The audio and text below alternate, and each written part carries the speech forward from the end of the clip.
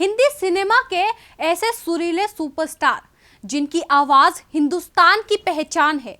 दुनिया भर में सोनू के सुरों के करोड़ों कदरदान है, लेकिन सोनू को ये मुकाम यूं ही नहीं मिला।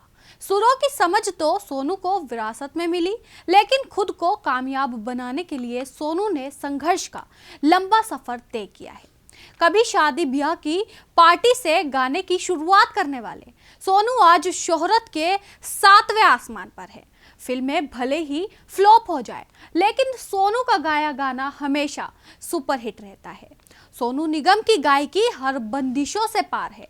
सोनू के सुरों का जवाब नहीं, इसलिए तो एक ही फिल्म आने वाले अलग अलग मूड के गानों को सोनू अपने सतरंगी सुरों से ऐसे सजाते हैं कि सुनने वाले वाह वाह कर उठते हैं। मिसाल के तौर पर फिल्म कभी खुशी कभी गम को ही ले लीजिए।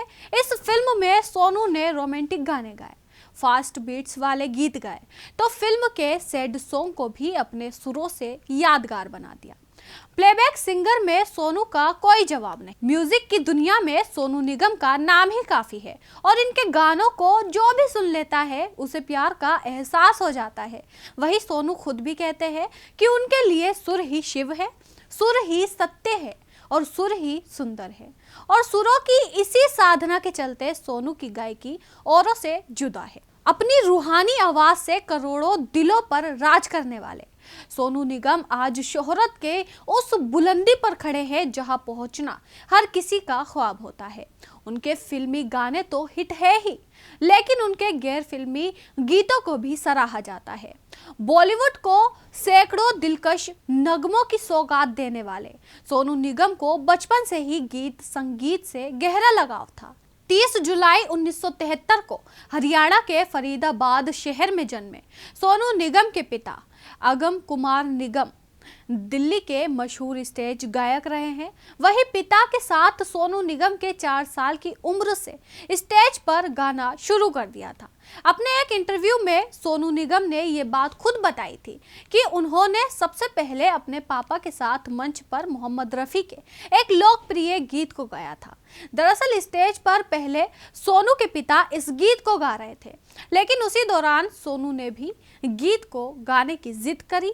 हालांकि सोनू के पिता नहीं चाहते थे कि सोनू शादी के उस स्टेज पर गीत गाए, लेकिन लोगों के काफी कहने पर सोनू को स्टेज पर बुलाया गया और सोनू ने गाना शुरू करा।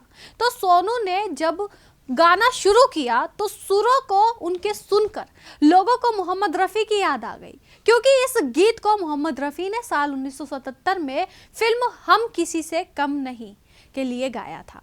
ऐसे ही एक शो में एक मंच पर सोनू निगम मोहम्मद रफ़ी के गीत गा रहे थे। वही ऑडिशन के बीच गुजरे जमाने में मशहूर संगीतकार अनिल विश्वास गायिका मीना कुमारी के साथ बैठे हुए थे।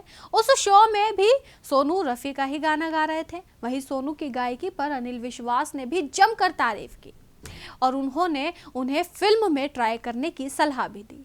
वहीं 19 साल की उम्र में सोनू निगम गायकी को अपना करियर बनाने के लिए पिता के साथ मुंबई आ गए और मुंबई में उन्होंने हिंदुस्तानी क्लासिकल गायक उस्ताद गुलाम मुस्तफ़ा खान से गायकी सीखी। आगे चलकर उन्हें फिल्मों के चाइल्ड आर्टिस्ट के लिए प्लेबैक करने का मौका मिला। वहीं साल 1980 में 1983 के बीच बाल कलाकार के रूप में प्यारा दुश्मन, उस्तादी के उस्ताद, कामचोर, हमसे है जमाना, तकदीर और बेताब जैसी कई फिल्मों में सोनू ने गाने गाए।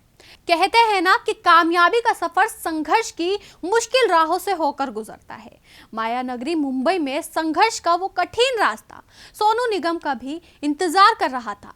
पिता के साथ सोनू निगम म्यूजिक कंपनियों के दफ्तरों में हाजिरी लगाते रहे और संगीतकारों के घरों की दहलीज पर दस्तक देते रहे, इस उम्मीद के साथ कि एक ना एक दिन उनके सुरों को समझने वाला जरूर कोई मिलेगा।